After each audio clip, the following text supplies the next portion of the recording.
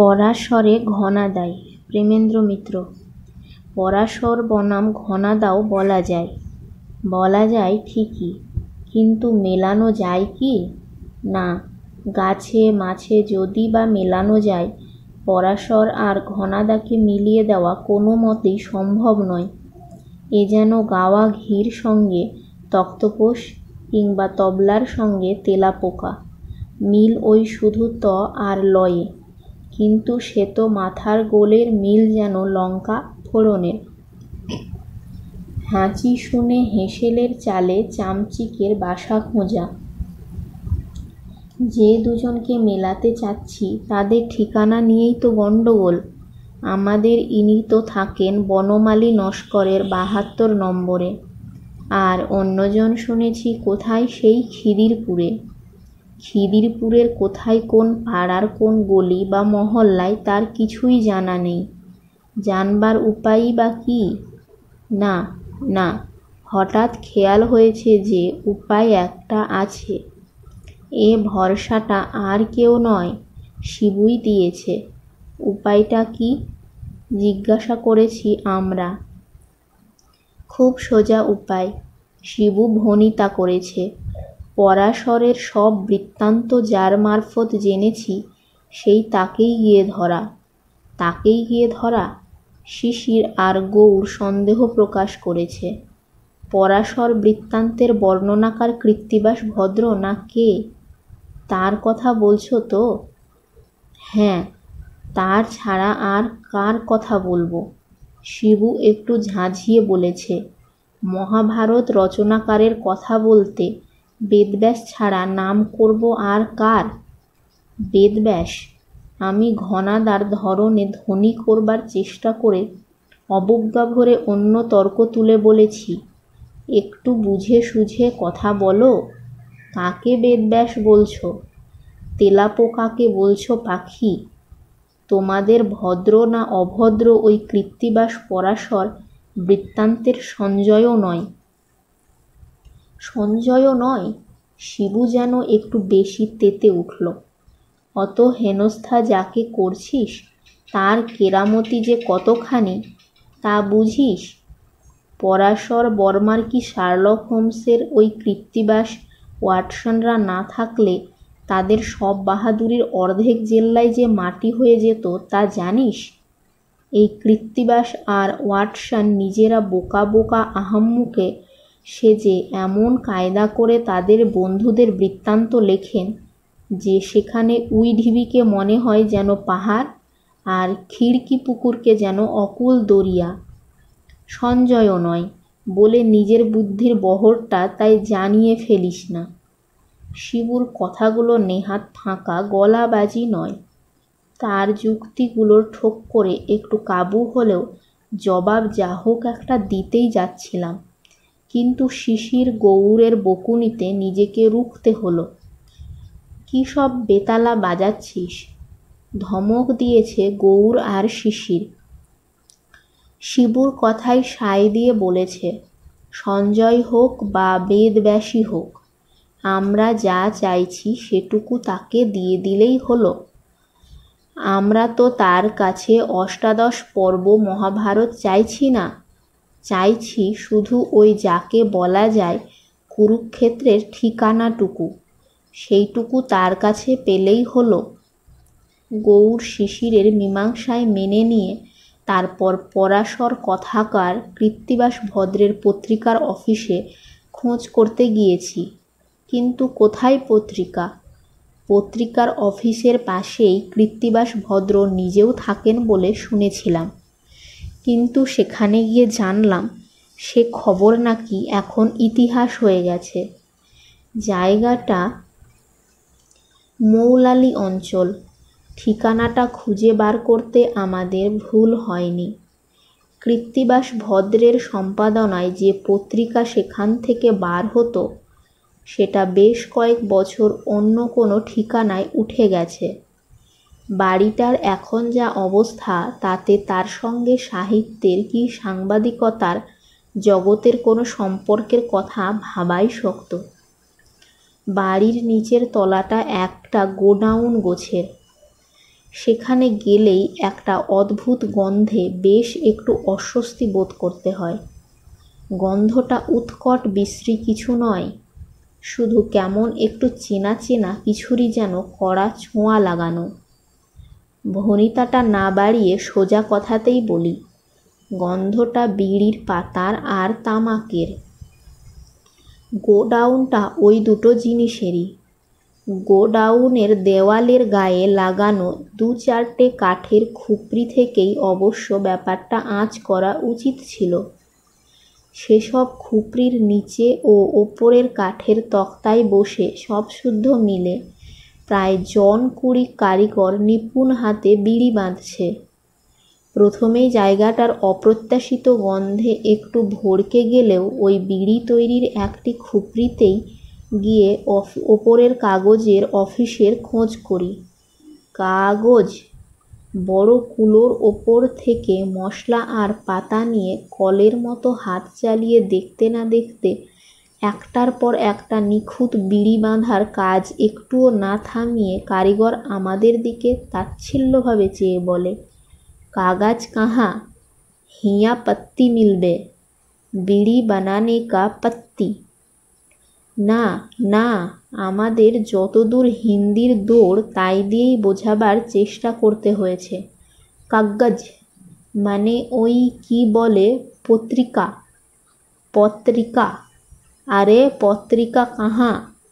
কারিগর এক রাশ বিড়ি গুছিয়ে নিয়ে একটি বান্ডিলে বেঁধে ফেলতে ফেলতে ধৈর্য ধরেই বলে, पत्री नहीं, पत्ती, पत्ती। अभी समझ में आया? हाँ हाँ, आया आया। তাড়াতাড়ি নিজেদের সংশোধন করে বলতে হয়, ও কাগজ না, ওই জিসকো বলতা জাহাঙ্গীর না হুমায়ুন। হুমায়ুন বলে কারিগর আমাদের মস্তিষ্কের সুস্থতা সম্বন্ধে সন্দেহ সূচক উচ্চারণটা করতেই আসল শব্দটা আমাদের মনে পড়ে গেছে। তাড়াতাড়ি তাকে বাধা দিয়ে নিজেদের শুধরে বলেছি, নেহি নেহি, হুমায়ুন জাহাঙ্গীর নেই, আকবর আকবর। আকবর? আমাদের উচ্চারণের গুণেই বোধহয় কারিগরকে ভুরু কুঁচকে আমাদের দিকে তাকাতে হয়েছে। আমরা ব্যস্ত হয়েছে উঠেছি এবার আমাদের বক্তব্যটা আরও ভালো করে বোঝাতে। हाँ हाँ, আকবর। তবে ওই দিন দিন যে আকবর নিকলতা ও নেহি, हफ्ता हफ्ता माने 7 दिन में जो আকবর पैदा होता वैसा कुछ। ঠিক হ্যাঁ ঠিক হ্যাঁ। এবার একটু কৌতুকের হাসি ফুটে উঠেছে কারিগরের মুখে। সেই হাসি নিয়েই আমাদের আজব হিন্দির বোধ দিয়ে সে তার নিজস্ব বাংলায় বুঝিয়ে দিয়েছে যে হপ্তায় হপ্তায় যে কাগজটা এখান থেকে বার হতো সেটা বন্ধ হয়ে গেছে বেশ কিছুদিন। তবে ওপরে কাগজের অফিস যেখানে ছিল সেখানে মাঝে মাঝে 2-1 জনকে সে যেতে আসতে দেখেছে, সুতরাং সেখানে আমরা খোঁজ করে দেখতে পারি। কাগজ বন্ধ শুনে হতাশ হবার কথা, তবু অফিসটা একেবারে বন্ধ না হওয়ার যে খবরটুকু কারিগরের কাছে পাওয়া গেল তারই ওপর ভরসা করে ওপরের তলায় একবার ঢুঁ না মেরে পারলাম না। ওপরে ওঠবার সিঁড়ি, তারপর কোলাপসিবল লোহার দরজা ও তারপরে বেশ লম্বা চওড়া অফিস ঘরটা। নতুন করে বর্ণনা দেবার কিছু নেই। পরাশর বৃত্তান্তে তার বন্ধু ও কীর্তিগাথাকার প্রতি কাহিনীতে যেরকম বর্ণনা দেন জায়গাটা ঠিক তাই। সেই চওড়া সব বিমানান সিঁড়ি দিয়ে উঠে কোলাপসিবল গেট আর তা পেরিয়ে বেশ প্রশস্ত হলেও বেঢপ অফিস ঘরটা পর্যন্ত ঠিক ঠিক কেতাবি বর্ণনার সঙ্গে মিলে গেল সেকেলে বিরাট একটু আধটু পালিশ ওঠা রং চটা সেক্রেটারিয়েট টেবিলটা পর্যন্ত। কিন্তু টেবিলের ওধারে বসে একটা বই হাতে নিয়ে যিনি তার ঘূর্ণি চেয়ার একটু ঘুরিয়ে তাতে হেলান দিয়ে পড়ছেন তার সঙ্গে বই থেকে পাওয়া বর্ণনা মিলছে না একেবারেই। কোলাপসিবল দরজাটা বেশ ফাঁক করে খোলা থাকায় দ্বিধাভরে হলেও আমরা চারজনেই তখন অফিস ঘরটায় ঢুকে পড়েছি। পরস্পরে মুখ চাওয়াচাওয়ি করে কে প্রথম দরকারি প্রশ্নটা করবে তা ঠিক করবার চেষ্টা করছি। তার মধ্যেই মুখ থেকে হাতের বইটা না নামিয়েই সেক্রেটারিয়েটের ওধারে আসীন মানুষটি বললেন, দাঁড়িয়ে রইলেন কেন? আসুন, বসুন। একটু চমকে উঠে এগিয়ে যেতে যেতে ভাবলাম, মানুষটার কি এক্সরে দৃষ্টি নাকি, যে চোখের সামনে বই ঢাকা থাকলেও তার ভেতর দিয়ে দেখতে পাই। আমরা তার টেবিলের কাছে পৌঁছাবার পর তিনি অবশ্য বইটা নামিয়ে বললেন, বসুন। আমরা কিন্তু বসতে পারলাম না। একটু ইতস্তত করে কোনো রকমে আসার উদ্দেশ্যটা জানালাম। দেখুন, আমরা কি বলে একজনের সঙ্গে দেখা করতে চাই, তার খোঁজেই এখানে এসেছি। বলুন, কার সঙ্গে দেখা করতে চান? সেক্রেটারিয়েট টেবিলে বসা মানুষটির গলার আপ্যায়ন না থাকলেও বিরূপতা নাই। ভাবটা এই যে আমাদের কথা শুনতে ব্যগ্র না হলেও তাতে তার আপত্তি নেই। আমরা মানে ওইটুকু অনুমতি পেয়েই আমরা এবার এক নিঃশ্বাসে জানালাম, কৃত্তিবাস বাবুর সঙ্গে দেখা করতে চাই। তার একটা পত্রিকা এখান থেকে বার হতো, সেই ঠিকানা থেকেই এখানে খোঁজ করতে এসেছি। মানুষটির মুখে একটু যেন হাসির রেখা ফুটে উঠেছে কিনা ঠিক বুঝতে পারলাম না। গলাটা কিন্তু বেশ একটু গম্ভীর রেখেই তিনি জিজ্ঞাসা করলেন, আপনারা কি কাগজে কিছু লেখা দেবার জন্য এসেছেন? না না, আমরা তৎক্ষণাৎ প্রতিবাদ জানালাম। লেখা টেখা নয়, পত্রিকার ব্যাপারও কিছু নয়। আমরা তার সঙ্গে একটু অন্য ব্যাপারে দেখা করতে চাই। বেশ, এবারে মুখের ভাবে আর সেই সঙ্গে গলার স্বরে প্রসন্ন আমন্ত্রণ জানিয়ে তিনি বললেন, যা বলবার আমার কাছেই তাহলে বলতে পারেন। আমি কৃত্তিবাস ভদ্র। আপনি কৃত্তিবাস ভদ্র? কথাটা আমাদের চারজনের মুখ দিয়েই আপনা থেকে বেরিয়ে এলো। নিজেকে কৃত্তিবাস ভদ্র বলে যিনি ঘোষণা করেছেন, আমাদের অবাক হবার কারণটা তিনি অনুমান করে নিয়ে নিজেই ব্যাখ্যাটা দিলেন এবার। হ্যাঁ, আমি কৃত্তিবাস ভদ্র। কথাটা ঠিক বিশ্বাস যে হচ্ছে না তাতে বোঝা যাচ্ছে পরাশরকে নিয়ে লেখা আমার বইগুলো কিছু কিছু আপনারা পড়েছেন, আর তাতে আমাদের চেহারার যে বর্ণনা পেয়েছেন তাই থেকেই আমাকে কৃত্তিবাস ভাবতে বাধছে। কেমন? হ্যাঁ না কিছুই বলতে না পেরে আমরা তখন একটু হতভম্ব হয়ে দাঁড়িয়ে। স্বঘোষিত কৃত্তিবাস নিজের বক্তব্যটা আরও ভালো করে বুঝিয়ে দিয়ে বললেন, বইগুলোতে দুজনের চেহারা বদলা বদলি করে বর্ণনা দিয়েছি। কেন? চারজনের মুখে একই প্রশ্ন শোনা গেছে। কেন? আমাদের বিশেষ করে পরস্পরকে চেনা কঠিন করবার জন্য, বলে স্বঘোষিত কৃত্তিবাস একটু হেসে আবার জিজ্ঞাসা করেছেন, আমাকে কেন খুঁজছেন তা এখনো বললেন না? আমরা মানে দুবার ঢোক গিলে আমাদের সকলের হয়ে গৌরী কথাটা এবার বলেই ফেলেছে। আমরা আপনার পরাশর বর্মার ঠিকানাটা জানবার জন্যই আপনার খোঁজে এখানে এসেছি। পরাশরের ঠিকানা জানবার জন্য খোঁজ করে আমার কাছে এসেছেন? স্বঘোষিত কৃত্তিবাসের মুখ যেন একটু গম্ভীর দেখিয়েছে। তার জন্য নয়, পরাশরের খোঁজে তার কাছে এসেছি শুনে এরকম একটু ক্ষোভ অবশ্য হতেই পারে। তিনি অবশ্য চটপট সেটা কাটিয়ে উঠে আবার বলেছেন, পরাশরের ঠিকানা চাইতে এসেছেন, কিন্তু তার ঠিকানা কাউকে দেবার অনুমতি যে আমার নেই। অনুমতি নেই? আমরা বেশ হতাশ। হ্যাঁ, অনুমতি নেই। স্বঘোষিত কৃত্তিবাস আমাদের প্রতি সহানুভূতি দেখিয়ে জানিয়েছেন, তা তবে আপনারা কি জন্য তাকে খুঁজছেন যদি বলেন তাহলে তাকে একটা খবর আমি দিতে পারি। খবর দিতে পারেন? আমরা উজ্জ্বল হয়ে উঠেছি আশায়। একটা কথা তো তাহলে তাকে যদি জানান। কি কথা? গম্ভীরভাবে জিজ্ঞাসা করেছেন স্বঘোষিত কৃত্তিবাস। এই মানে, আমি কথাটা শুরু করতে গিয়ে জিভে যেন জট পাকিয়ে ফেলেছি। ওই কি বলে ৭২ নম্বর মানে? স্বঘোষিত কৃত্তিবাসের মুখের চাপা একটা কৌতুকের ভাবটা আরও ভড়কে দিয়েছে আমাকে। সব কিছু গুলিয়ে গোলমাল করে ফেলে আমার মুখ দিয়ে যা বেরিয়েছে তা হলো, হ্যাঁ মানে ওই ৭২ নম্বর মানে গলির ওই বাড়িটা, বুঝেছেন কি না? কি বুঝবেন উনি তোমার ওই পাগলের প্রলাপে?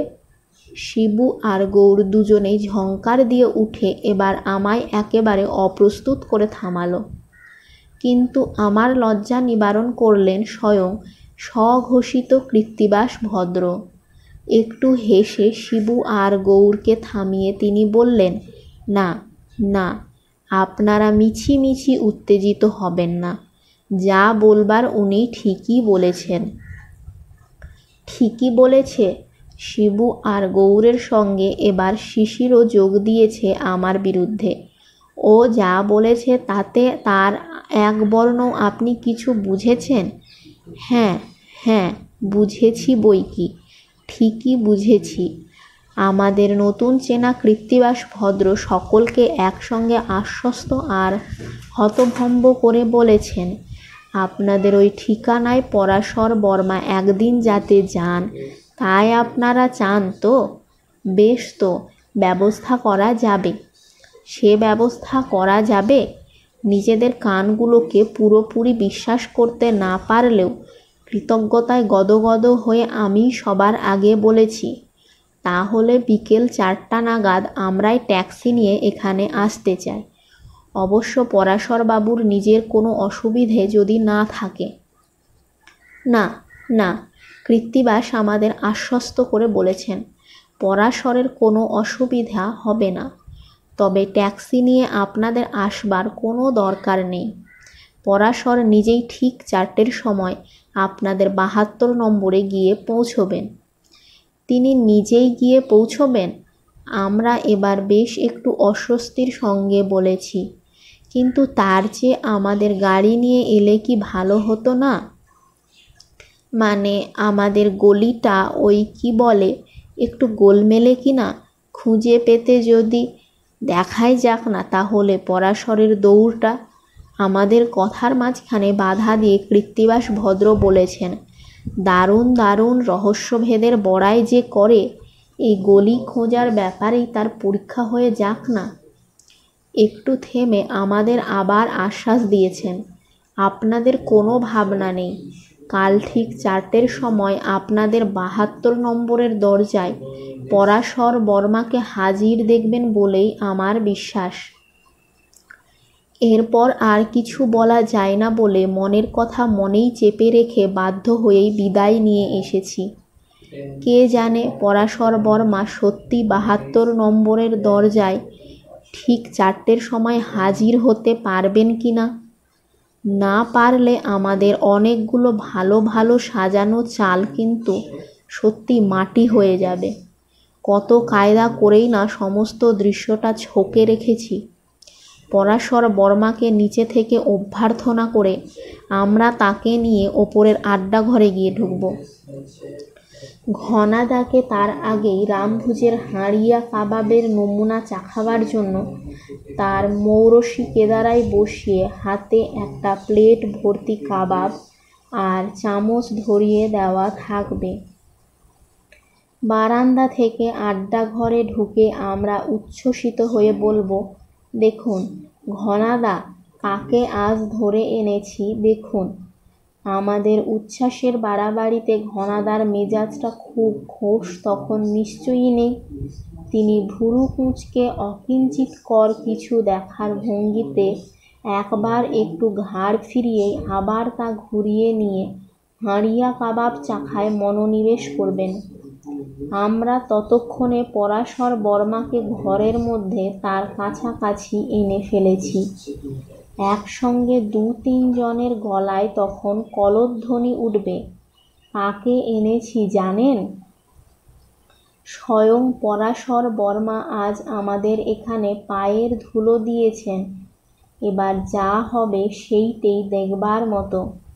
ঘনাদা হাঁড়িয়া কাবাবের প্লেট থেকে যেন একটু করুণা করে চোখ তুলে পরাশর বর্মার দিকে তাকাবেন, তারপর আবার প্লেটের দিকেই চোখ ফেরাতে ফেরাতে বলবেন, বেশ বেশ, পায়ের ধুলো যখন দিয়েছেন তখন ওকে বসতে বলো। তা উনি করেন কি? উনি করেন কি? ওকে আপনি চেনেন না? উনি হলেন অদ্বিতীয় গোয়েন্দা পরাশর বর্মা। ভালো ভালো, এসব লোকের সঙ্গে আলাপ থাকা ভালো। বসুন গোয়েন্দা মশাই, আরাম করে বসুন। যাকে এমন করে হেনস্থা করার চেষ্টা, সেই পরাশর বর্মা কি নীরবে এই অপমান সয়ে যাবেন? পাল্টা কোনো জুৎসই মার কি তাঁর ভাঁড়ারে নেই? তা থাকবে বই কি। ঘনাদার ব্যঙ্গ অনুরোধের আগেই আমরা অবশ্য এই দিনটির জন্যই আনানো ঘনাদার কেদারার দোসর একটিতে পরাশর বর্মাকে পরম সমাদরে বসিয়ে দিয়েছি। তিনি কিন্তু ঘনাদার মতো ব্যঙ্গ বিদ্রূপের সুরে নয়। বেশ সহজ স্বাভাবিক গলায় আমাদের শুধু জিজ্ঞাসা করবেন এবার, আচ্ছা, আপনারা আমার পরিচয় দিচ্ছেন, কিন্তু উনি কে তা তো জানতে পারলাম না। উনি উনি আমাদের এবার আবার একবার গদগদ হবার পালা। উনি হলেন ঘনাদা। ঘনাদা? পরাশর বর্মার মুখের ভাবে আর গলার স্বরে যেন অকৃত্রিম সারল্য। কিন্তু মার হিসেবে ঘনাদাকে ভনাদা শোনা বুঝি একেবারে মোক্ষম।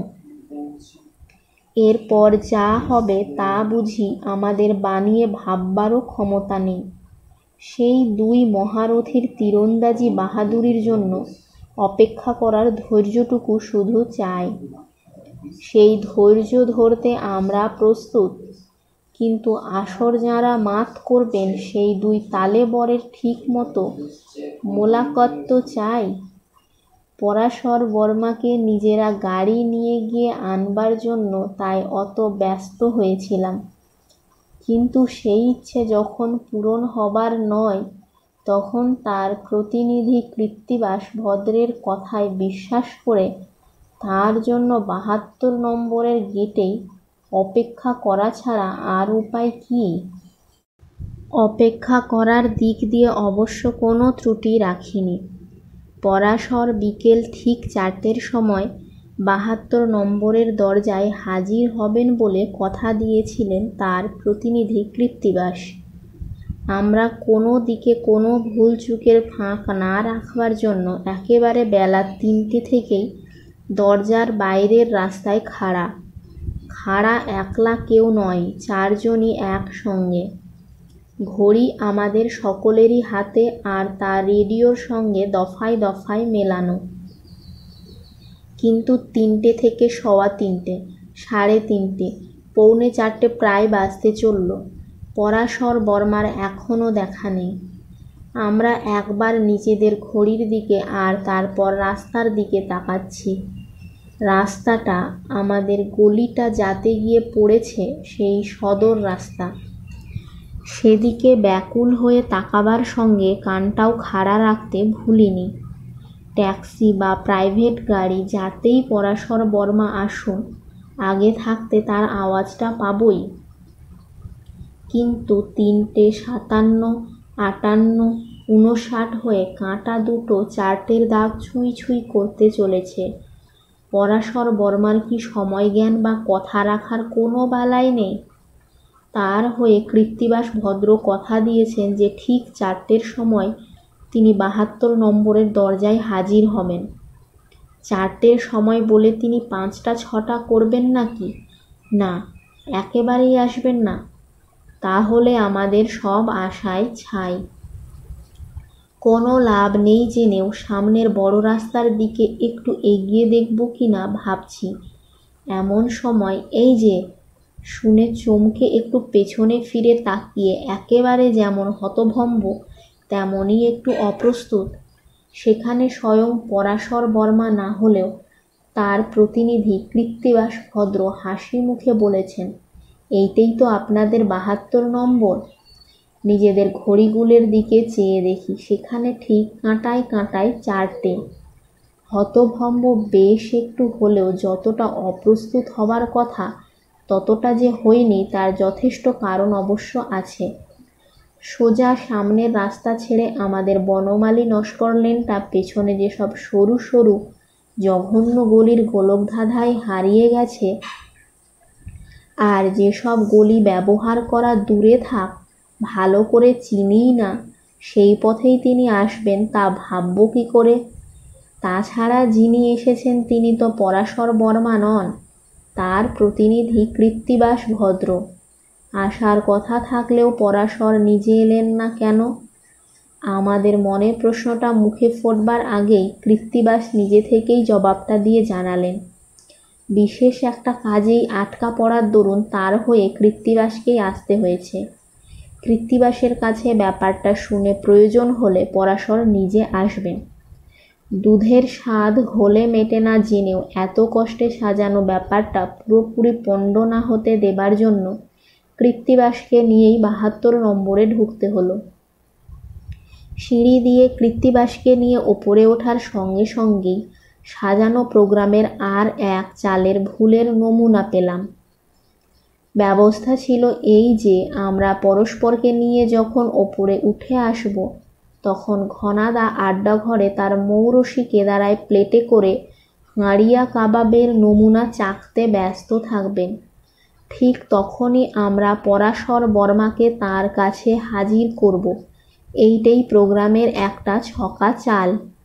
পরাশর না হয়ে কৃত্তিবাস হলেও আড্ডাঘরে ঢোকার পর ঘনাদার সঙ্গে তার সাক্ষাৎ হলে যৎকিঞ্চিৎ একটা পালা হয়তো জমানো যেতে পারত, কিন্তু কেমন করে যেন ঘনাদার সঙ্গে বেঢপ্পা বারান্দার ওপরই দেখা হয়ে গেল। দেখা হয়ে যাবার পর আমাদের পাকা চালগুলো কেঁচে গিয়ে এত তোড়জোড় আর হয়রানির যৎ সামান্য একটু উসুল করবার মতো কিছু পাওয়া যাবে কি? তা অবশ্য গেল, আর যা গেল তা আমাদের সব হিসেবের বাইরে। ন্যাড়া সিঁড়ির নিচের ধাপ থেকে বারান্দার অন্য প্রান্তে কৃত্তিবাসের সঙ্গে আমাদের দেখে ঘনাদা অমন উচ্ছ্বসিত হয়ে উঠবেন কে ভাবতে পেরেছিল? উচ্ছ্বসিত অবস্থাতেই বিদ্যাসাগরী চটি ফটফটিয়ে আমাদের দিকে আসতে আসতে তিনি বললেন, আরে পরাশর যে, এসো এসো, তুমি হঠাৎ আসবে এ যে ভাবতেই পারিনি। ঘনাদা আমাদের দেখে এমন উচ্ছ্বসিত হবেন তাও ভাবতে পারিনি আমরা। একটু হতভম্ব অবস্থাতেই ঘনাদার ভুলটা সংশোধনের জন্য তবু ব্যস্ত হতে হলো। উনি পরাশর নন, ঘনাদা মানে ইনি তারই বন্ধু আর প্রতিনিধি কৃত্তিবাস ভদ্র। মানে ওইখানেই আমাদের এক ধমকে থামিয়ে ঘনাদা বললেন, বটে, উনি পরাশর নন, কৃত্তিবাস? জাত জেলেকে কই দেখিয়ে তেলাপিয়া বোঝাচ্ছ? পাকা মালিকে বাগানে লিচু দেখিয়ে বলছো আঁশফল? ও যদি পরাশর না হয় তাহলে আমি? না না, ওদের কোনো দোষ নেই। আমাদের অবস্থা দেখেই বোধহয় কৃত্তিবাস এবার দয়া করে গোলমালের জটটা ছাড়ালেন, কিন্তু তিনি যা বললেন তাতে আমরা আবার থ। আমাদের কৃত্তিবাস নাকি সত্যিই কৃত্তিবাস নন, তিনি আদি ও অকৃত্রিম পরাশর বর্মা।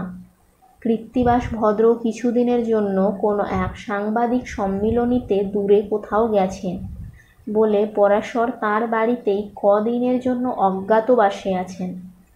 সেই অবস্থায় আমরা সেখানে তাকে দেখে একটু দ্বিধাগ্রস্ত হই বলেই তার সুযোগ নিয়ে তিনি নিজেকে কৃত্তিবাস বলে চালিয়েছেন। ছদ্মনামে এখানে এলেও তার সত্যকার উদ্দেশ্যটা এবার তিনি সরবে ঘনাদাকেই উদ্দেশ্য করে বললেন। মিথ্যে নাম দিয়ে এখানে আসার সত্যিকার উদ্দেশ্য হলো আপনাকে দেখে আপনার পায়ের ধুলো নেবার সুযোগ নেওয়া।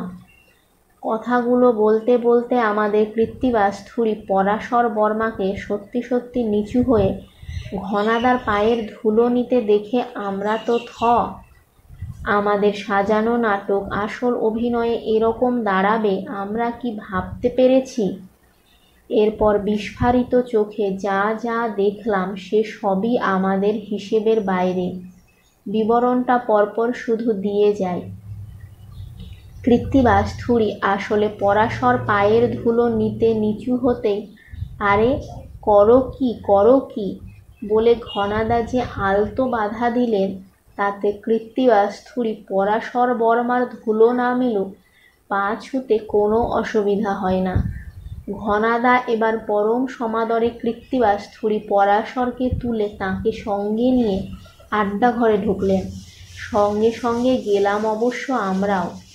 এ দুই ক্ষণজন্মার মিলনের জন্য ঘনাদার মৌরসী কেদারার জুড়ি আর একটি কেদারার আগে থাকতে আমরাই পাতিয়ে রেখেছিলাম।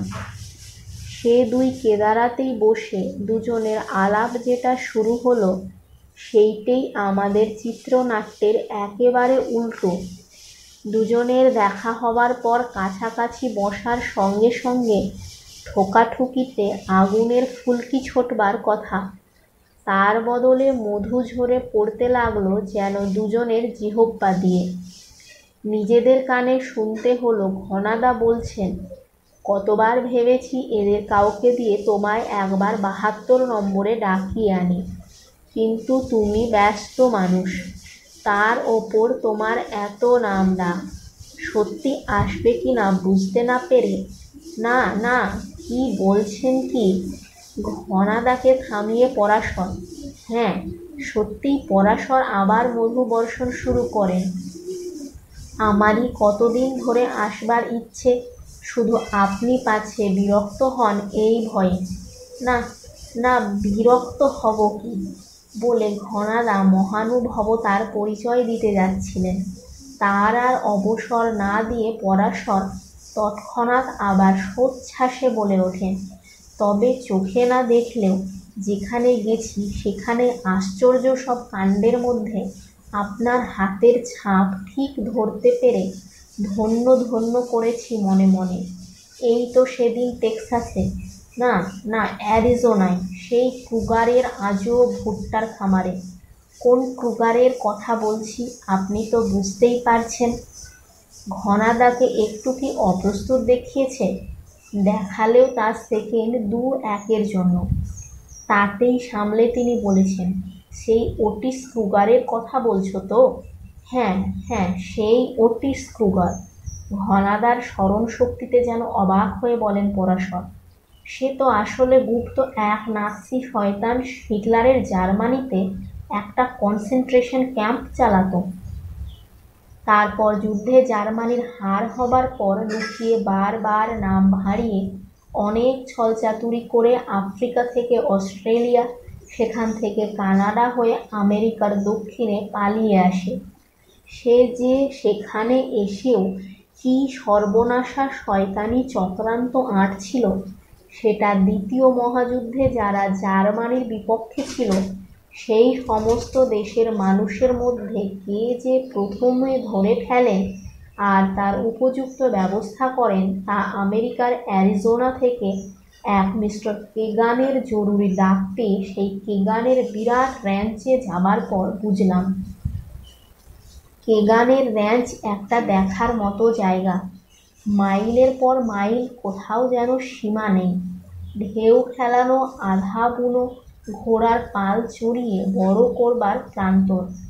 কোথাও বা তেমনই বিশাল ভুট্টার ক্ষেত, সে এমন যে দেখলে চোখ জুড়িয়ে যায়। দেবতাদের কাছেও লোভনীয় এইসব তুলনাহীন র্যাঞ্চের এক দারুণ দুশমনকে ধরে এনে কেগানের হাতে তুলে দেবার জন্য আমার সেখানে ডাক পড়েছিল।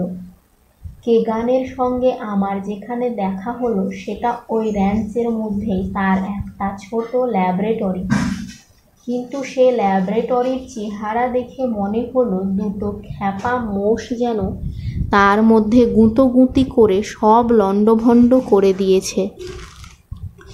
অবস্থা তাতে যা দাঁড়িয়েছে তাতে ভাঙচুর জিনিসের আবর্জনার স্তূপে চালান করা ছাড়া কোনো গবেষণার কাজ আর তা দিয়ে যে চালাবার নয় তা বুঝতে দেরি হয় না।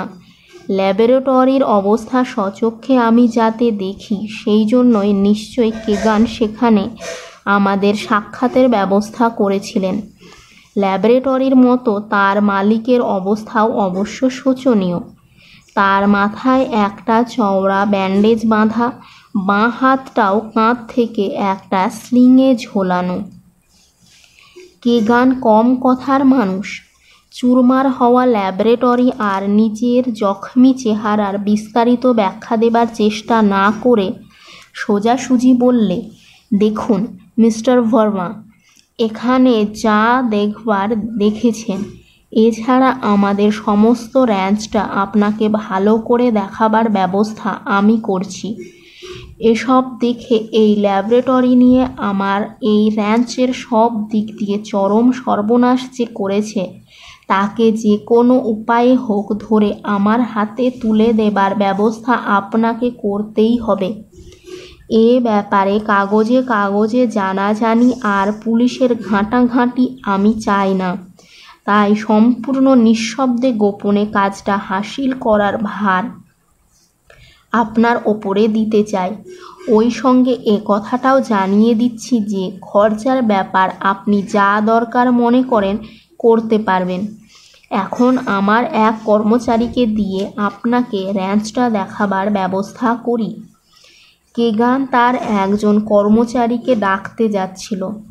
আমি তো এখানে আসার পরে কেগানের সঙ্গে বিকেলে দেখা হওয়ার আগেই র্যাঞ্চের যা যা বিশেষ দেখবার তা দেখা সেরে ফেলেছি।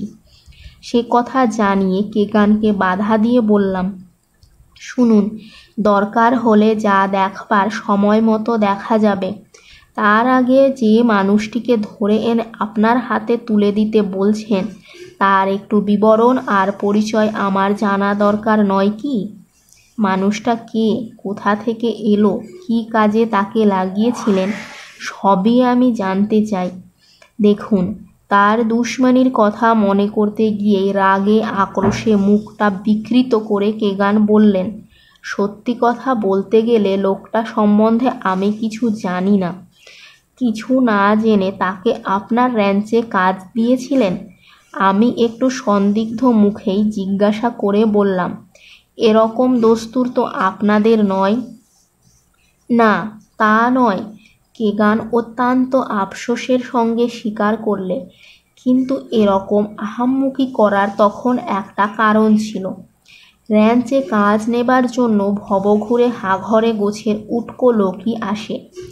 দেখা মাত্র তাদের দূর দূর করে তাড়িয়ে দেওয়া হয়। সেদিন একটা শুটকো কালা মর্কট গোছের চেহারার হাঘরে এসেছিল অমনি কাজের খোঁজে। তাকে দূর দূর করে তাড়িয়ে দেওয়া হচ্ছিল। তার মাঝে সে হঠাৎ মেজাজ দেখিয়ে বলল, আমাকে দেখেই তাড়িয়ে দিচ্ছেন কেন? একটা যা হোক কাজ দিয়েই দেখুন না, না পারলে দূর করে দেবেন। লোকটাকে দেখে আমার কেমন অদ্ভুত লেগেছিল। ও ধরনের চেহারা আমাদের এ অঞ্চলে চোখেই পড়ে না। এখানকার আদিবাসী রেড ইন্ডিয়ান নয়, কাফরি টাফরি তো নয়ই। শুঁটকো পাকানো, খেতে না পাওয়া কেলে চেহারা দক্ষিণের মেক্সিকোর কোনো পাহাড়ি আদিবাসী টাসি হবে ভেবেছিলাম। আমার র্যাঞ্চের বুনো ঘোড়ার পাল আপনার এখনও হয়তো চোখে পড়েনি। সে পাল দেখলে বুঝবেন আমেরিকার এই দক্ষিণাঞ্চলের কোথাও কোনো র্যাঞ্চে এমন দুর্দান্ত বুনো ঘোড়ার পাল নেই। এদের মধ্যেও আবার কালা দানো বলে এমন একটা দারুণ তেজি বুনো ঘোড়া আছে, কোনো রাখাল এখনও যার গলায় ল্যাসোর ফাঁস লাগাতে পারেনি। আমার ঘোড়ার রাখালরা অন্য ঘোড়া টোড়া যা দরকার মতো ধরা বাঁধা করুক, ও কালা দানোর কাছেও ঘেঁষে না। বুনো ঘোড়াদের ভেতরও দৈত্যের মতো তাদের রাজার মতো এই কালা দানো নিজের খুশিতে ঘুরে বেড়ায়। একজন অতি সাহসী তাকে বাগে আনবার আহাম্মকি করতে গিয়ে হাত পা তো বটেই, প্রাণটা পর্যন্ত গুণাগার দিয়েছে। শুটকো মর্কটটার জাঁক শুনে তাকে একটু উচিত শিক্ষা দেবার জন্য ঠাট্টা করে বলেছিলাম, হ্যাঁ, কাজ তুই পাবি কালা নেংটি। তার জন্য কি করতে হবে জানিস? আজ্ঞে বলুন কি করতে হবে। কালা নেংটিটা বিনয়ে যেন গলে যাচ্ছে। বললাম, আমার র্যাঞ্চে ঘোড়ার পালটা দেখেছিস? পাল আর কি দেখব হুজুর। নেংটিটা তার বিনয়ে গদগদ গলাতেই একটু তাচ্ছিল্য ফুটিয়ে বলেছিল, দেখেছি আপনার কালা দানুকে। হ্যাঁ, ঘোড়ার মতো ঘোড়া বটে একটা। বটে। লোকটার মুখে কালা দানোর এই প্রশংসাতেও জ্বলে উঠে বলেছিলাম, তাহলে কালা দানোকেই বাঘ মানিয়ে ধরে নিয়ে আয়, তাহলেই এখানে চাকরি তোর পাকা।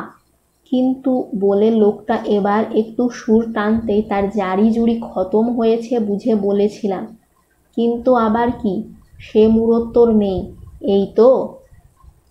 আজ্ঞে না হুজুর, লোকটা বলেছিল, আমি শুধু বলছি যে কালা দানোকে ধরা ভালো হবে না, সেটা উচিত নয়। কেন উচিত নয়? খিঁচিয়ে উঠেছিলাম লোকটার ওপর। তোর মতো কালা নেংটির কালা দানুকে ধরবার ক্ষমতা নেই, তাই বল। ক্ষমতা আছে কি না তা তো দেখতেই পাবেন হুজুর। নেংটিটা তবু যেন ধাপ্পা দিয়ে মান বাঁচাবার চেষ্টা করে বলেছিল, কিন্তু ওরকম তেজি স্বাধীন রাজা ঘোড়া একবার হার মেনে ধরা পড়তে বাধ্য হলে সে অপমান হজম করে আর বাঁচবে কি না তাই আমার সন্দেহ হচ্ছে। থাম থাম। এবার সত্যিই জ্বলে উঠে আমার হান্টারটা দেখিয়ে বলেছিলাম, তোর বাহাদুরি সব বোঝা গেছে। এক কালা দানোকে ধরে আনতে পারিস তো আন, নইলে হান্টার দিয়ে চাবকে এ মুল্লুক ছাড়া করব। আপনার যা মর্জি বলে লোকটা চলে গিয়েছিল। ভেবেছিলাম নেংটিটা আর এ মুখো হবার সাহসই করবে না। দুদিন তার দেখাও পাইনি সত্যি, কিন্তু তারপরে 3 দিনের দিন সকালে ঘুম ভাঙার পর আমার শোবার ঘরের বাইরে লোকজনের হইচই হাঁক ডাক শুনে বাইরে এসে একেবারে তাজ্জব। সেই কালা নেংটিটা ফিরে এসেছে, আর ফিরে এসেছে একা নয়, সেই আমার র্যাঞ্চে জীবন্ত তুফানের মতো দুর্দান্ত বুনো ঘোড়া কালা দানোর ওপর সওয়ার হয়ে।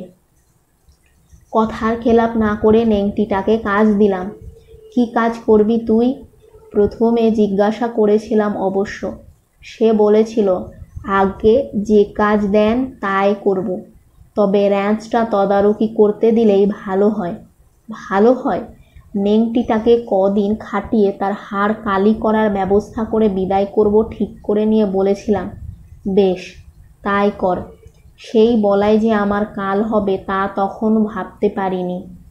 কদিন বাদে লোকটাকে আমার ভুট্টা ক্ষেতের মধ্যে ঘোরাঘুরি করতে দেখে বিরক্ত হয়ে বলেছিলাম, তোকে এই ক্ষেতের বেড়া মেরামত করতে বলেছিলাম, ক্ষেতের ভেতর তুই করছিস কি? সে এতটুকু অপ্রস্তুত না হয়ে বলেছিল, ক্ষেতের ভেতর সর্বনাশা পোকা হয়েছে, তাই তাদের মারবার ব্যবস্থা করছিলাম। পোকা হয়েছে আমার ক্ষেতে? ক্ষেপে উঠে বলেছিলাম, আমার সঙ্গে চালাকি হচ্ছে? কি পোকা হয়েছে তাই বল। না, আগে সে পোকা আপনি চিনবেন না। নেংটিটা সোজা আমার মুখের ওপর বলেছিল, তবে সে পোকা আজ রাত্রে আপনাকে দেখিয়ে দেব।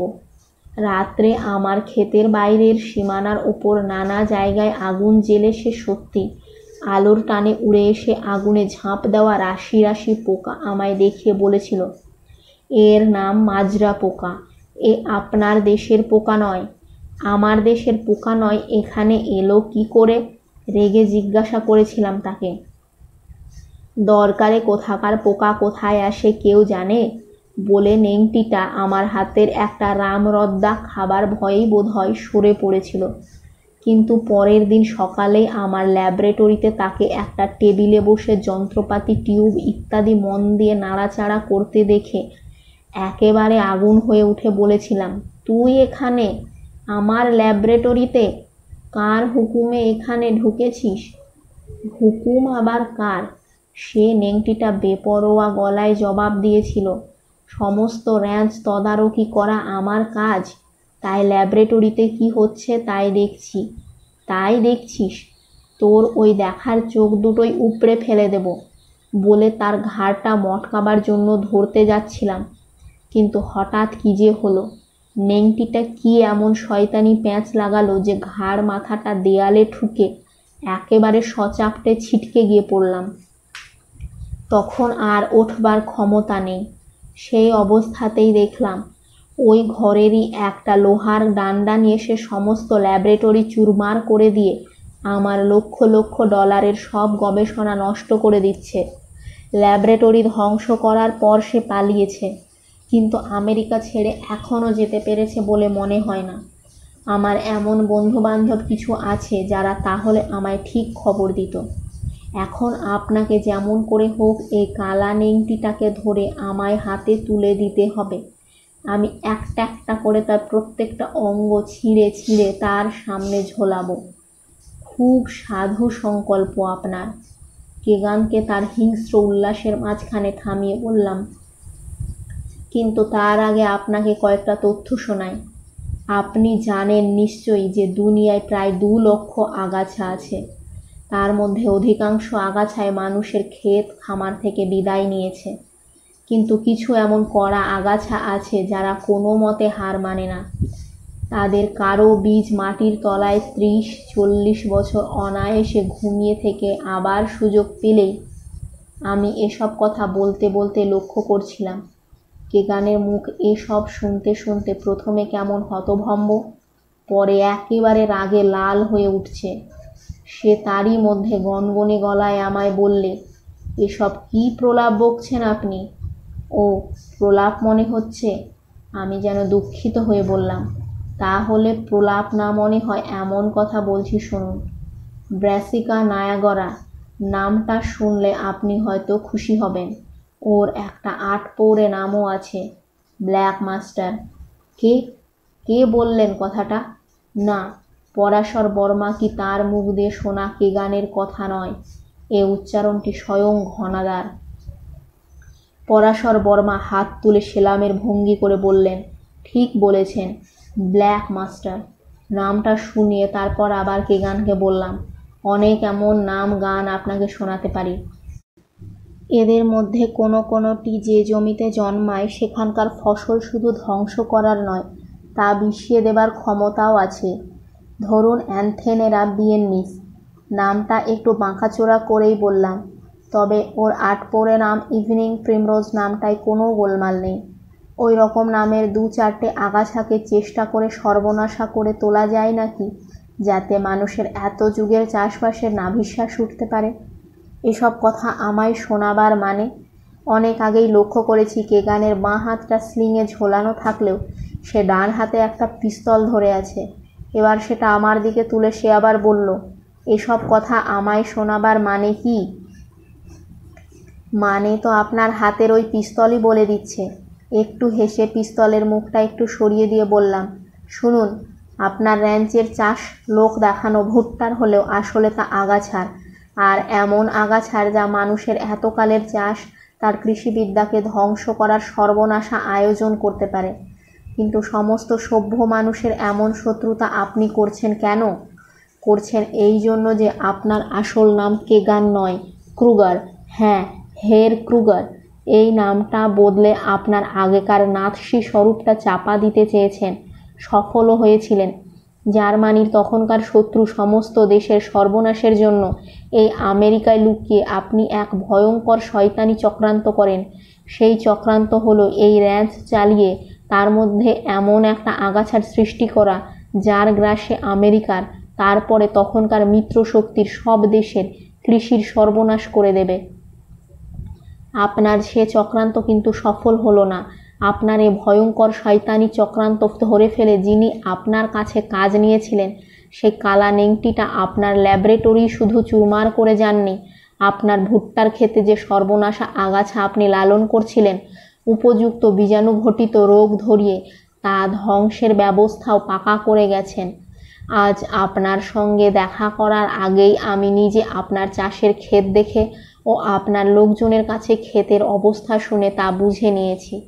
আমাকে পিস্তল ছুঁড়ে মেরেও আপনার কোনো লাভ হবে না মিস্টার ক্রুগার, কারণ এতক্ষণ সকালে র্যাঞ্চ ঘুরে দেখে আপনার আসল পরিচয়টা জানার দরুন আমি বুলেট প্রুফ ভেস্ট পরে আপনার সঙ্গে দেখা করতে এসেছি। আর একটা কথা মনে রাখবেন, যে নেংটিটা আপনার এই দশা করেছে আমি তারই দেশের লোক।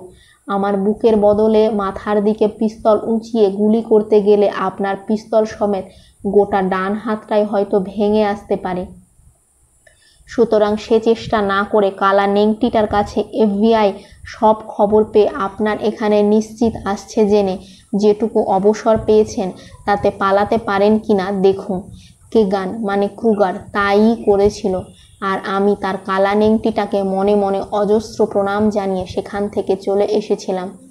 পরাশর বর্মা থামলেন এবং তারপর যা যা হবার ঠিকই হলো। রামভোজের হাঁড়িয়া কাবাবের সদ্ব্যবহার তো হয়েছেই, সেই সঙ্গে আরও অনেক কিছু। আর এসবের মধ্যে ঘনাদা পরাশর বর্মা সম্বন্ধে যা উচ্ছ্বসিত হয়েছেন, পরাশর বর্মা হয়েছেন তার দ্বিগুণ। অবশেষে যাবার সময় হলে ঘনাদা আমাদের ডেকে ট্যাক্সি আনিয়ে পরাশরকে সমাদরে পৌঁছে দিয়ে আসতে বলেছেন তার ডেরায়। তাই দিতে গিয়ে আমরা ভেবেছি ট্যাক্সিতে উঠবার পরই শুনব কীরকম বাঁশ দিয়ে তুললাম আপনাদের ন্যাড়া ছাদের গুলবাজকে, দেখলেন তো। কিন্তু পরাশর বর্মা সেরকম একটা কথাও বলেননি। তার বদলে বলেছেন, যথার্থ মানির মান রাখতে পেরেছি, এই আমার আনন্দ। আর ঘনাদা? ভেবেছিলাম পরাশর বর্মাকে পৌঁছে দিয়ে আসবার পর তার কাছে গিয়ে শুনব, মুখ্যু মুখ্যু, একেবারে রাম মুখ্যু, শুধু বরাতে করে খাচ্ছে গোয়েন্দা হয়ে। তার বদলে তিনি বলেছেন, দেখলে তো হে, সেই পুরনো কথার দাম, বিদ্যা দদাতি বিনয়ম, পেটে সত্যিকার বিদ্যে আছে, তাই ওই বিনয়। আমরা বুঝেছি যে ঘনাদা ও পরাশর বর্মা দুজনের কাছে আমরাই কিছু শিক্ষা পেলাম।